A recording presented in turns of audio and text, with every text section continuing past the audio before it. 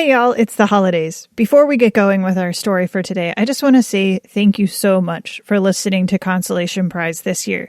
This is our last episode of 2020, and if this is your first episode that you've listened to, or if you've tuned in since day one, we appreciate you. Thank you so much for listening, and we hope you stick with us into 2021. Now, since we're staying home for the holidays this year, I thought that today I'd tell you a little story about a guy who's pretty famous in my hometown. If you ever visit downtown Greenville, South Carolina, #YeahThatGreenville, you'll notice that there are a few names that dominate the space. Names like Wade Hampton, Greenville's favorite Confederate son, or the lesser-known Vardry McBee. But there's one guy who has a hotel, a highway, and a statue, and that's just in downtown.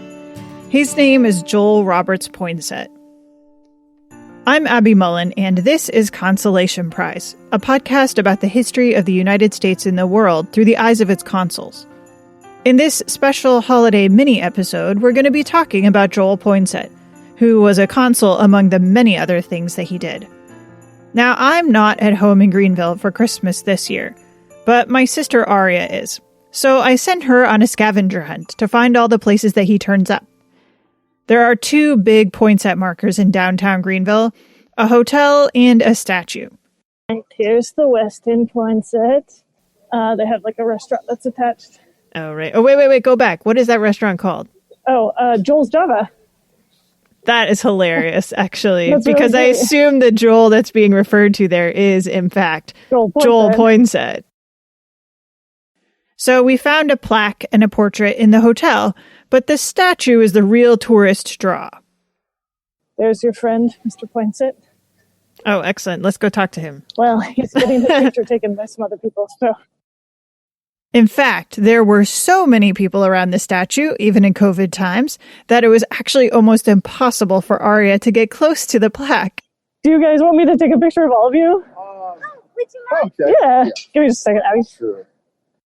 I'd like to think that was because everybody wants to know about this historical figure, but it's probably because there was a giant Christmas tree behind him, so people could sit down next to Mr. Poinsett, take a family photo, and have a nice little Christmas photo with the tree in the background. People were just walking right over the plaque on the ground that explains who this guy is. The plaque says, Joel Roberts Poinsett, statesman, diplomat, and naturalist, founder of National Institution for the Promotion of some science, maybe. It's kind of must in the middle. Something of the Smithsonian Institution. Oh, he was founder of National Institution for the Promotion of something, which was the forerunner of the Smithsonian Institution. Poinsett is one of those complicated characters, like the ones that have been in the news a lot recently. If you're not from Greenville or Charleston, maybe you've never even heard of him. Or if you have, it's only because you bought a poinsettia around the holidays. He was born in 1779 in Charleston, South Carolina, and he spent most of his life working in the government. I think we could accurately call him a statesman. In his day, he was one of the most highly regarded diplomats in the United States. He served as the U.S. Minister to Mexico. He was a state and national legislator for South Carolina. All of that stuff is on the plaques around town in Greenville. Born in Charleston, South Carolina, educated in this country in Great Britain, he traveled widely in Europe and Asia before returning to his distinguished career. He served South Carolina in the state legislature 1816 to 1820, 1830 to 1832, and as chairman of the Board of Public Works 1818 to 1820. He represented South Carolina in Congress 1821 through 1825, was the first American minister to Mexico 1825 to 1829, and Secretary of War 1837 to 1841. Erected by the Greenville County Historical Society 1968. But he was also an enslaver. And as Secretary of War in the 1830s, under Martin Van Buren, he was the overseer of the Indian removal policy that Andrew Jackson had put into place. It would take several hours to tell the story of Poinsett's whole life, so we are not going to do that. we're going to focus on just 4 or so years of his life, when he was just a young man starting out his diplomatic career. Since our thing is consuls, you will not be surprised to learn that these 4 years of his life were when he was a consul. In fact, he was the consul general for Chile, Peru, and Argentina.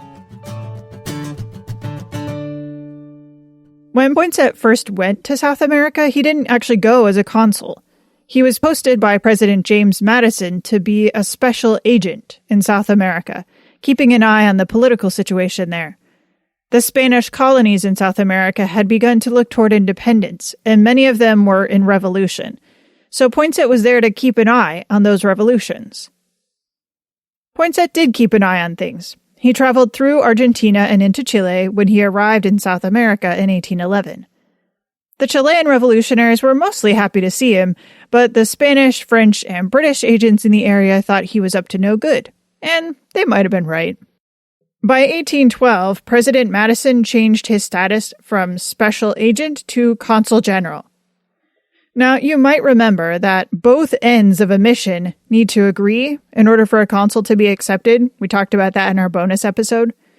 Poinsett was appointed by James Madison, but the revolutionary government of Chile, which we call a junta, wasn't so sure that they were going to accept his appointment. Poinsett made a friend, a guy named Carrera, and Carrera helped convince the junta to accept him. The government of the United States has charged me with this commission to the excellent government of Chile in order to prove in no equivocal way its friendship and desires to establish with this kingdom commercial relations mutually advantageous. The Americans of the North look generally with great interest upon the success of these countries, and desire with ardor the prosperity and felicity of their brother of the South. I shall present to the government of the United States the friendly sentiments with which you have congratulated me in having been the first who had the honorable task of establishing relations between the two generous nations who ought to look up to one another as friends and natural allies. After that, Poinsett immediately got involved in local politics, encouraging the revolutionaries. Just a few months after his consulship was approved, he hosted the Chilean group in charge of writing a new constitution for Chile.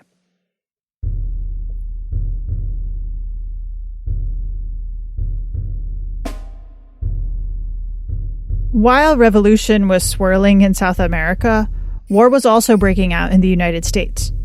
Poinsett was so far from home, he didn't know about the war at first. He first found out from Captain David Porter, who came into port in Valparaiso while he was out hunting British ships. Poinsett was surrounded by war. In his immediate area, Chile and Peru were fighting against Spain and against each other.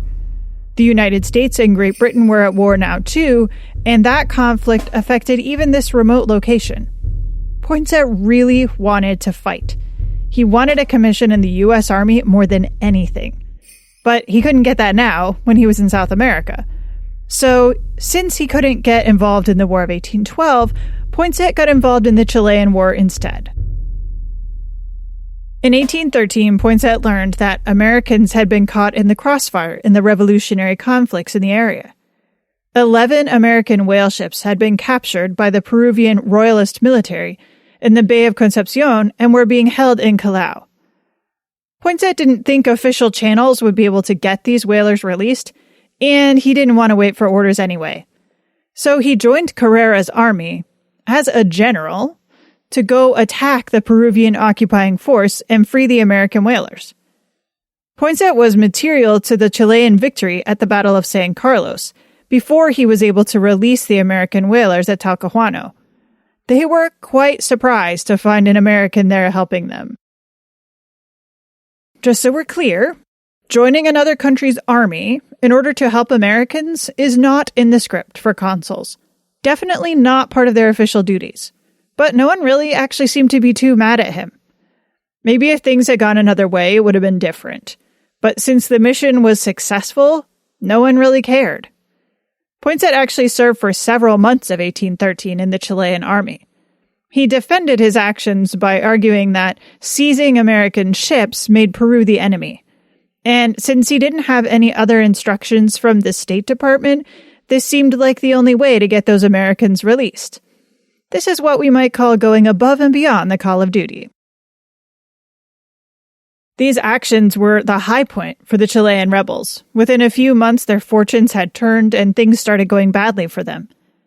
Poinsett's reputation took a hit, too, and so he started thinking about going home. But that's easier said than done. The British Navy was blockading off the coast of South America, so there weren't very many American ships around that could get Poinsett out. So he had to wait. His rescuer, or so he thought, was once again David Porter. Porter returned to Valparaiso in 1814 after sailing in the South Pacific hunting British ships. This was Poinsett's chance to get out of South America. But when Porter tried to get out of Valparaiso, the British blockaded him in. Now, Porter wasn't one to just sit there and wait for those ships to leave, but when he tried to get out, the Essex, his ship, was destroyed. Porter had to go home on a different, unarmed ship, but the British wouldn't let Poinsett leave.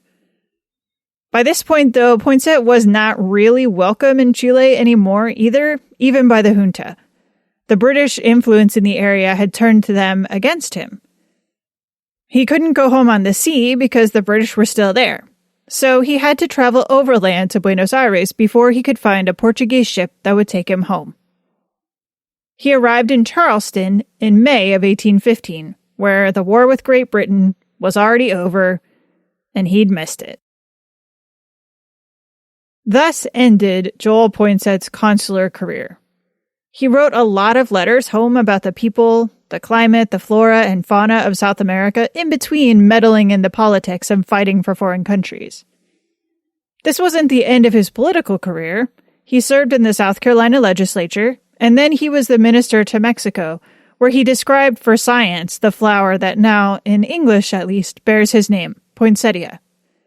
At the end of his life, he was the Secretary of War, when he oversaw Indian removal under the presidency of Martin Van Buren.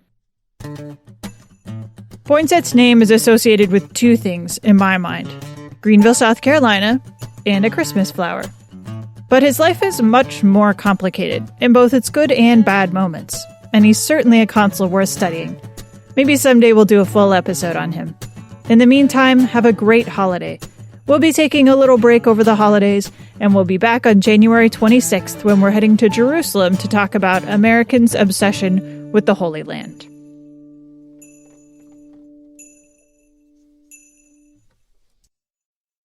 Consolation Prize is a podcast of the Roy Rosenzweig Center for History and New Media at George Mason University. This holiday mini-episode was produced by Abby Mullen and me, Brenna Riley. Our music is by Andrew Cody. Special thanks to Andrew Garland for being the voice of Joel Poinsett, and special thanks to Aria Garland for being our Poinsett Scout. Thanks again to all of you for listening to Consolation Prize this year. Have a safe and happy holidays.